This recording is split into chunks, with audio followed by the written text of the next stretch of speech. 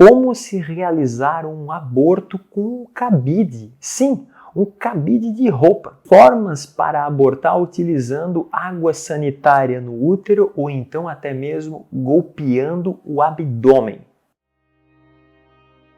Na privacidade dos seus teclados, as pessoas são capazes de confessar as coisas mais estranhas possíveis. Por uma razão simples: não há consequências. Elas podem desabafar os seus medos, os seus desejos, sem sofrerem retaliações por parte de terceiros, de outras pessoas reagirem com espanto ou a julgarem. Então, quando nós desconfiamos que as pessoas possam estar sofrendo em segredo, podemos recorrer aos dados do Google. Foi justamente isso que um ex-analista de dados da Google e também colunista do jornal The New York Times fez após a Suprema Corte dos Estados Unidos analisar o efeito das legislações que restringiu o acesso ao aborto no país. A hipótese do analista era de que as mulheres mais afetadas pela legislação, isto é, aquelas que moravam em estados onde as leis de acesso ao aborto são mais restritivas, elas procurariam por métodos não oficiais de interromper uma gravidez. E de fato, isso aconteceu.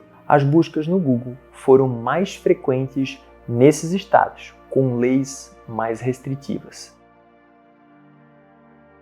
Esses dados do Google, eles são tanto úteis quanto preocupantes. A título de curiosidade, nos Estados Unidos em 2015 houveram 3,4 milhões de buscas sobre clínicas de aborto. Em contrapartida, 700 mil buscas sobre formas de aborto autoinduzido, isto é, sem supervisão médica, não em uma clínica, em casa. Esses dados sugerem que uma parcela significativa das mulheres que está contemplando um aborto contempla essa ideia de fazê-lo sozinhas. E como se não bastasse, a coisa fica ainda mais perturbadora. As mulheres pesquisaram cerca de 160 mil vezes formas de se obter pílulas abortivas. Termos como comprar pílulas abortivas online ou pílulas abortivas grátis. Além disso, houveram 4.000 buscas no Google sobre instruções de como se realizar um aborto com um cabide. Sim, um cabide de roupa. Já imaginou? E houveram centenas de outras buscas de formas para abortar utilizando água sanitária no útero ou então até mesmo golpeando o abdômen.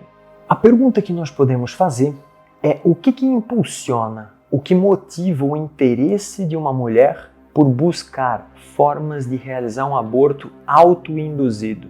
E ao que tudo indica, o que as buscas do Google nos apontam é que quanto mais difícil de se conseguir uma forma de abortar de uma maneira oficial, legal, maiores serão as buscas por meios não oficiais.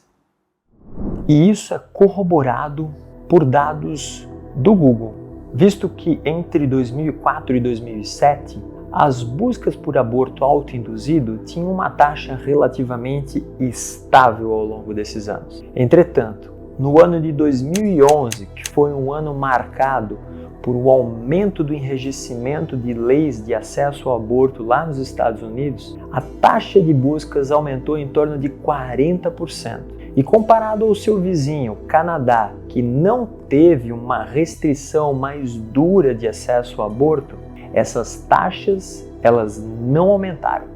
Neste momento, meu astuto neuronerd aqui do Neurociências Sem Dobras deve estar se questionando, mas afinal de contas, quantas dessas mulheres que buscam por formas de abortar sozinhas em casa realmente realizam um aborto? O fato de pesquisarmos algum produto, algum serviço no Google, não necessariamente é um indicativo de que nós compramos aquele produto, que usufruímos daquele serviço. Então, uma das formas da gente conseguir separar o joio do trigo seria comparando as taxas de busca por aborto autoinduzido no Google com um número de nascimentos em um determinado intervalo de tempo. Vamos aos resultados?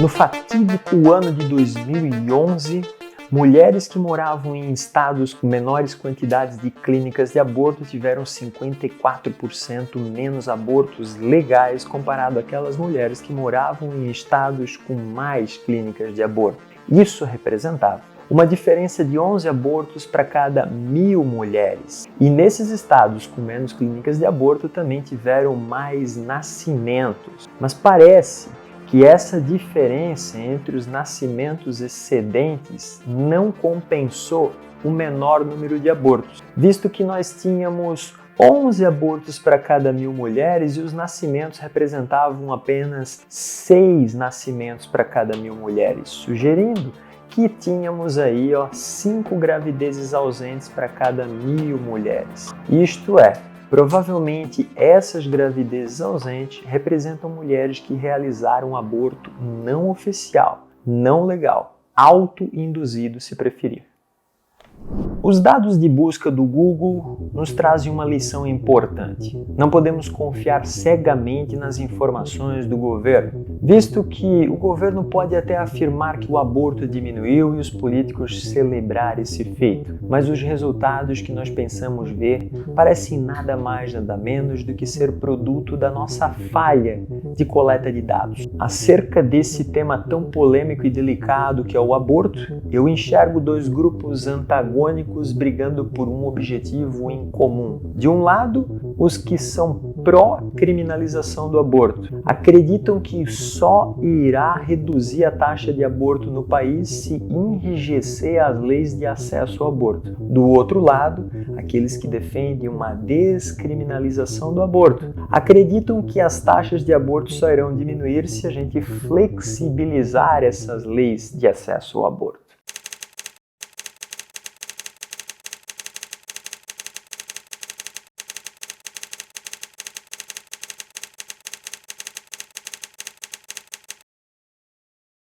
E aí, meu caro neuronerd, curtiu a nossa neurocuriosidade de hoje? Então não esqueça de se inscrever aqui no canal, curtir o vídeo e ativar o sininho, porque como de costume você já sabe que aqui, meu irmão, a neurociência é sem dobras.